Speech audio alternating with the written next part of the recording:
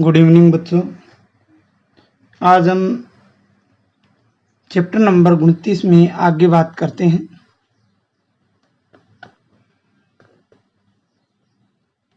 हमने जो बात थी वो कर ली थी अग्नाशय ग्रंथि में जो लैंगरहैंस द्वीपिकाएं मैंने आपको बताई थी, उसमें 3 प्रकार की कोशिकाएं मैंने आपको बताई थी। कौन कौन सी? एक तो एल्फा, एक डेल्टा और एक बीटा कोशिकाएं।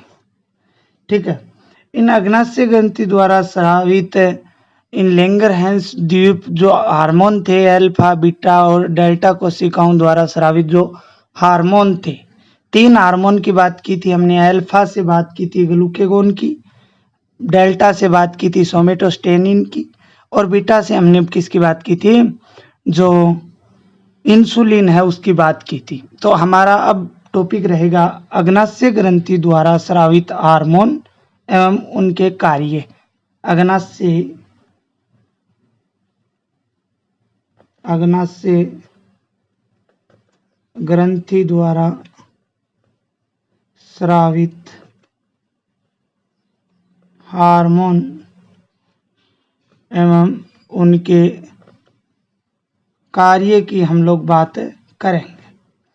तो 3 हार्मोन हमारे पास थे, अल्फा, डेल्टा और बीटा कोशिकाओं द्वारा स्रावित होने वाले, कोशिकाओं से स्रावित होने वाले 3 हार्मोनों की हम लोग बात जो है वो करेंगे। सबसे पहला जो है वो है ग्लूकेगोन।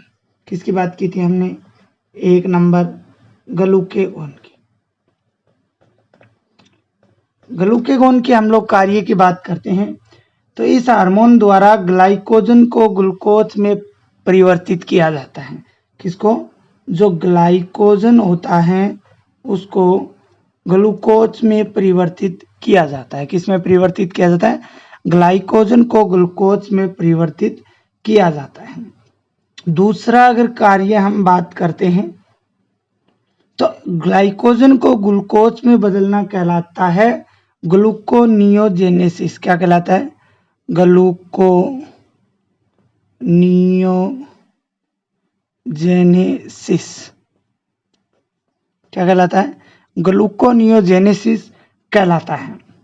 इस ग्लूकोजेनेसिस क्रिया द्वारा ग्लूकोज के संश्लेषण को भी प्रेरित करता है। क्या करता है? ग्लूकोज के फॉर्मेशन या फिर आप लोग संश्लेषण बोल सकते हो, इसको भी क्या करता है? प्रेरित करता है। तथा साथ में रक्त में ग्लूकोज की मात्रा को बढ़ाता है। ब्लड के अंदर किसकी मात्रा को बढ़ाता है? ग्लूकोज की मात्रा को बढ़ाता है।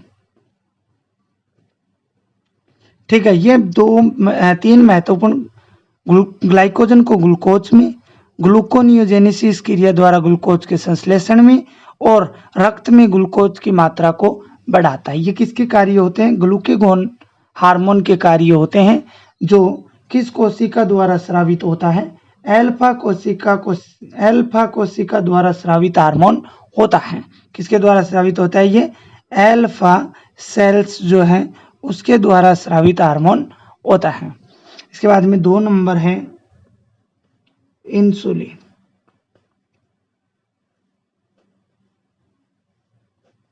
दो नंबर बात करते हैं इंसुलिन। ये जो है ये बीटा कोशिकाओं द्वारा, कौन सी कोशिकाओं द्वारा? बीटा कोशिकाओं द्वारा स्रावित हार्मोन है। इसके अगर कार्य की बात करते हैं तो ये इस ग्लूकेगोन के विपरीत कार्य करता है। किसके? जो ग्लूकेगोन जो है इसके विपरीत कार्य करता है। इसके क्या करता है? विपरीत कार्य करता है। ये रुधिर में ग्लूकोज की मात्रा को सामान्य बनाए रखता है। ब्लड के अंदर जो ग्लूकोज की मात्रा है उसको क्या बनाए रखता है? सामान्य बनाए रखता है। मुख्य बात यह है। तीसरी बात, यह लीवर में ग्लूकोज को ग्लाइकोजन के संश्लेषण के लिए प्रेरित करता है। देखिए यहाँ पे ग्लाइकोजन ग्लूकोज में, यहाँ पे जो ग्लूकोज है उसको ग्लाइकोजन में संश्लेषण के लिए क्या करता है? प्रेरित करता है। मतलब ग्लूकेगोन का क्या करता है? उल्टा करता है। यह कोशिकाओं में आधारी उपापचय दर, जिसे हम बीएमआर बोलते हैं, क्या बोलते हैं, बीएमआर, बेसल मेटाबॉलिक रेट, आधारी उपापचय दर तथा आरएनए से प्रोटीन तथा आरएनए से क्या, प्रोटीन तथा आरएनए से प्रोटीन वसा और पेशियों में ग्लाइकोजन को क्या करता है, बढ़ाता है। तो इंसुलिन के 3 कार्यों की बात की, रुधिर में ग्लूकोज की मात्रा को सामान्य बनाए रखना, दूसरा यकृत में ग्लूकोज को किस में बदलना, ग्लाइकोजन में बदलना, और तीसरा कोशिकाओं में आधारीय उपापचय दर तथा आरएनए से प्रोटीन वसा और पेशियों में ग्लाइकोजन को क्या करता है, बढ़ाता है। तीसरा जो हार्मोन है उसका नाम है सोमेटोस्टेटिन। सोमेटोस्टेटिन ये हार्मोन जो होता है ये डेल्टा सेल्स द्वारा स्रावित होता है। कौन सी कोशिकाओं द्वारा, डेल्टा। ये हो गया अल्फा द्वारा, ये बीटा द्वारा, ये किसके द्वारा होगा, डेल्टा कोशिकाओं द्वारा स्रावित हार्मोन होता है। ये क्या करता है, ये इंसुलिन और ग्लूकेगोन स्राव में निरोधक की भांति कार्य करता है। जो हमने इंसुलिन पढ़ा ऊपर, दूसरा हमने पढ़ा ग्लूकेगोन, इनके अंदर ये क्या करता है, इनके स्राव में ये निरोधक का मतलब होता है बीच में बाधा उत्पन्न करने वाला, निरोधक की तरह कार्य करता है तथा पचे हुए भोजन की स्वांगीकरण की अवधि को बढ़ाता है। दूसरा कार्य क्या होता है इसकी, जो पचा हुआ भोजन होता है,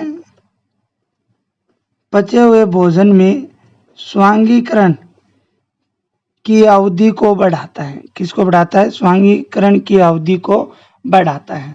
तो प्यारे बच्चों, तीनों हार्मोनों की हमने बात की। इसके बाद हम बात करते हैं इंसुलिन हार्मोन के अल्पस्राव से संबंधित रोगों की। किसकी बात करते हैं, अगला जो हमारा टॉपिक रहेगा वो रहेगा इंसुलिन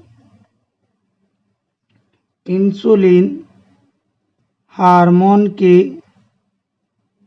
अल्पस्राव से संबंधी रोग।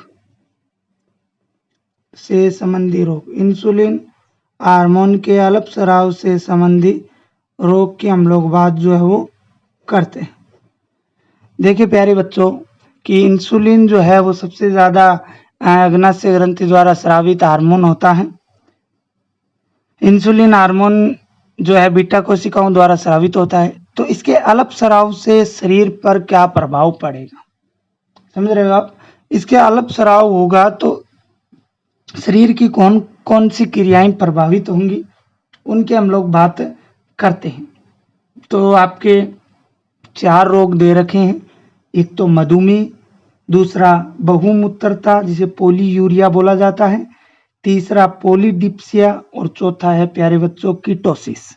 तो हम सबसे पहले 1 नंबर रोग की बात करते हैं, मधुमेह।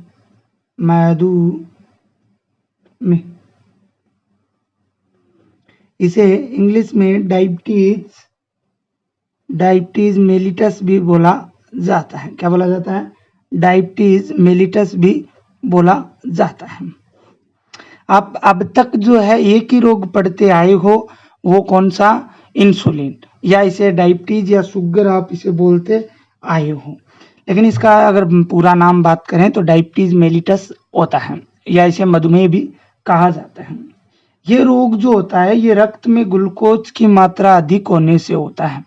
रक्त के अंदर किसकी मात्रा, ग्लूकोज की मात्रा जो है अधिक होने से होता है। ग्लूकोज की मात्रा अधिक होने से होता है। किसकी मात्रा, ग्लूकोज की मात्रा अधिक होने से होता है। रक्त में ग्लूकोज की मात्रा अधिक कब होगी, जब शरीर के अंदर इंसुलिन का क्या होगा, अल्पस्राव होगा। इंसुलिन का क्या होगा, अल्पस्राव होगा। अर्थात इंसुलिन का स्राव जैसे जैसे कम होने लगेगा वैसे रक्त के अंदर ग्लूकोज की मात्रा जो है वो क्या हो जाएगी, बढ़ जाएगी। इस घटना को बोला जाता है हाइपरग्लाइसीमिया। इसको क्या बोला जाता है? हाइपरग्लाइसीमिया। इस कंडीशन को क्या बोला जाता है? हाइपरग्लाइसीमिया जो है वो बोला जाता है। इसके फलस्वरूप ग्लूकोज उत्सर्जित होता है। इसके फलस्वरूप क्या उत्सर्जित होता है? ग्लूकोज एक्सक्रेशन होता है। उसको क्या बोला जाता है? उसको बोला जाता है ग्लाइकोसूरिया। क्या बोला जाता है? ग्लाइकोसूरिया। ग्लाइकोसूरिया बोला जाता है। तो प्यारे बच्चों, इंसुलिन के अल्पस्राव से रक्त में ग्लूकोज की मात्रा अधिक होने से होने वाले रोग को मधुमेह या डायबिटीज मेलिटस कहा जाता है, या इसे आप सामान्य भाषा में शुगर बोल सकते हो। तो रक्त के अंदर जो ग्लूकोज की अधिक मात्रा है वो इंसुलिन के अल्पस्राव से होती है। इस कंडीशन को हाइपरग्लाइसीमिया बोला जाता है। इस कंडीशन को क्या बोला जाता है? हाइपरग्लाइसीमिया बोला जाता है। और इसके फलस्वरूप ग्लूकोज का क्या होता है? उत्सर्जन होता है। ग्लूकोज का क्या होता है? उत्सर्जन होगा। इस क्रिया को बोला जाता है ग्लाइकोसूरिया। ठीक है, एक महत्वपूर्ण आपको नोट में बात बताता हूं, वो ये है, ये जो मधुमेह होता है ये हम मनुष्य के अंदर आनुवांशिक भी हो सकता है। ह्यूमन के अंदर क्या हो सकता है? ये जेनेटिक्स भी हो सकता है, अर्थात आनुवांशिकी भी हो सकता है। जेनेटिक्स, आनुवांशिक का मतलब माता पिता से भी आ सकता है। तो प्यारे बच्चों, ये इंसुलिन हार्मोन के अल्पस्राव से पहला रोग हमने पढ़ा। अब हम बात करते हैं दूसरे रोग की। किसकी बात करते हैं? दूसरे रोग की बात करते हैं। 2 नंबर जो है वो है बहुमूत्रता। बहुमूत्रता, जिसे इंग्लिश में बोला जाता है पोलीयूरिया। इंग्लिश में क्या बोला जाता है? पोलीयूरिया बोला जाता है। इंग्लिश में क्या बोला जाता है? पोलीयूरिया बोला जाता है। इस रोग में क्या होगा? मूत्र में जल की मात्रा बढ़ जाती है। मूत्र में क्या हो जाती है? जल की मात्रा जो है वो बढ़ जाती है। मूत्र में जल की मात्रा है वो बढ़ जाती है, और बढ़ जाने से रोगी जो होता है उसको क्या है? बार बार मूत्र आता है। रोगी को क्या है? बार बार किसकी शिकायत हो जाती है? मूत्र की शिकायत हो जाती है। ये क्या कहलाता है? बहुमूत्रता कहलाता है। इसके बाद में 3 नंबर रोग की बात करते हैं, पोलीडिप्सिया। पोलीडिप्सिया, पोलीडिप्सिया की बात करते हैं। पोलीडिप्सिया,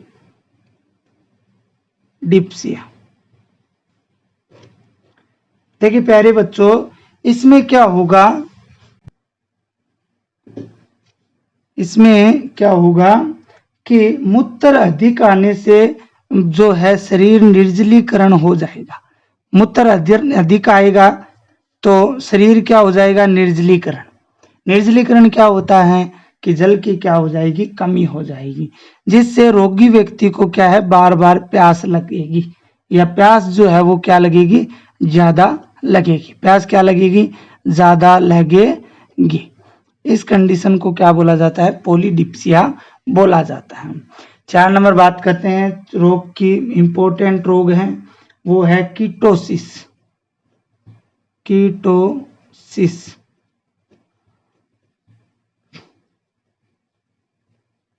4 नंबर रोग जो है वो है कीटोसिस। कीटोसिस की प्यारे बच्चों बात करते हैं तो इसमें वसा का जो है अपूर्ण विखंडन हो जाता है। वसा का क्या होता है? इसमें अपूर्ण विखंडन होता है। वसा का अपूर्ण विखंडन जो है वो हो जाता है, तथा एसीटोन की मात्रा है वो बढ़ जाती है। किसकी मात्रा? एसीटोन की मात्रा बढ़ जाती है। बस यही ध्यान में आपको रखना है, वसा का अपूर्ण विखंडन होता है तथा एसीटोन की मात्रा बढ़ जाता है, जिससे जो रोगी व्यक्ति है वो लंबी बेहोशी में चला जाता है। किस में चला जाता है? लंबी बेहोशी में, जिसे कोमा बोला जाता है। कई बार आपने नाम सुना होगा टीवी वगैरह के अंदर कि व्यक्ति कोमा में चला गया है। तो कोमा का मतलब लंबी बेहोशी में व्यक्ति जो है वो चला जाता है। किस रोग के कारण? कीटोसिस के कारण। ये चारों रोग किसके कारण होते हैं? इंसुलिन हार्मोन के अल्पस्राव के कारण होते हैं। किसके कारण होते हैं? इंसुलिन के अल्पस्राव के कारण होते हैं। अब हम बात कर लेते हैं इंसुलिन हार्मोन के अतिस्राव से संबंधित रोग। इंसुलिन हार्मोन के अतिस्राव से संबंधित रोग। प्यारे बच्चों, अल्पस्राव से संबंधित 4 रोगों की बात कर ली, अतिस्राव से संबंधित बात करते हैं। तो देखिए, इंसुलिन के अतिस्राव से रक्त में ग्लूकोज की मात्रा जो है वो धीरे धीरे कम। देखिए, अल्पस्राव से क्या हो रहा था? ब्लड के अंदर ग्लूकोज की मात्रा बढ़ रही थी, और अतिस्राव से क्या होगा? रक्त के अंदर ग्लूकोज की मात्रा क्या होने लगेगी? कम होने लगेगी। धीरे धीरे क्या होने लगेगी? कम होने लगेगी। सॉरी, इस अवस्था को क्या बोलते हैं? हाइपोग्लाइसीमिया बोलते हैं। क्या बोलते हैं? हाइपोग्लाइसीमिया। आप 5-7 मिनट पहले चलो, मैंने बताया था कि ग्लूकोज, रक्त के अंदर ग्लूकोज की मात्रा अधिक होने की कंडीशन को क्या बोला जाता है? हाइपरग्लाइसीमिया। और अभी क्या बता रहा हूं? रक्त में ग्लूकोज की मात्रा कम होने की कंडीशन को क्या बोला जाता है? हाइपोग्लाइसीमिया बोला जाता है, जो इंसुलिन हार्मोन के अतिस्राव से होता है। ठीक है। इसके अंदर जो रोगी व्यक्ति होता है उसको थकावट महसूस होती है। क्या महसूस होती है? क्या महसूस होती है? थकावट महसूस होती है। देखने की शक्ति उसकी कम हो जाती है। देखने की शक्ति उसकी क्या हो जाती है? देखने की शक्ति उसकी क्या हो जाती है? कम हो जाती है। साथ में शरीर में ऐंठन होने लगता है। शरीर में क्या होने लगता है? ऐंठन होने लगता है।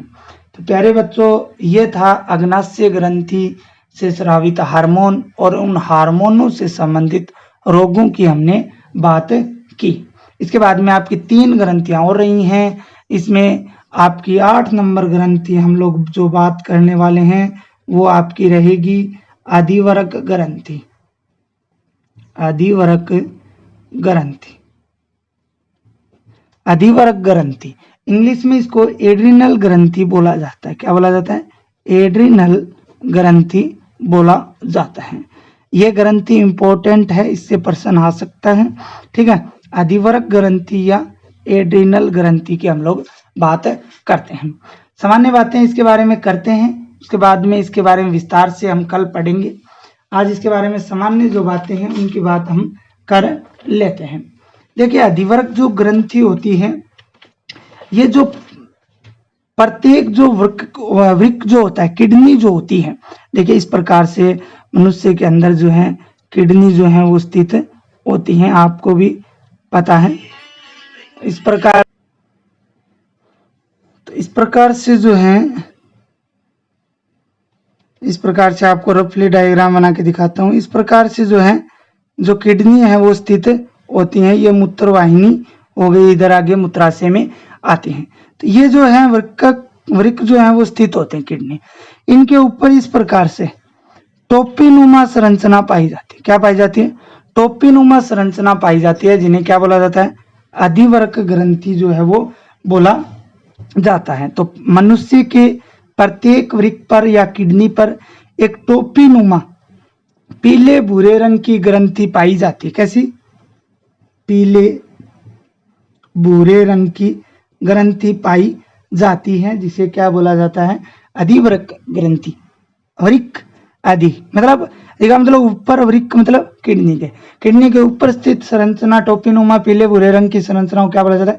अधिवरक ग्रंथि जो है वो बोला जाता है।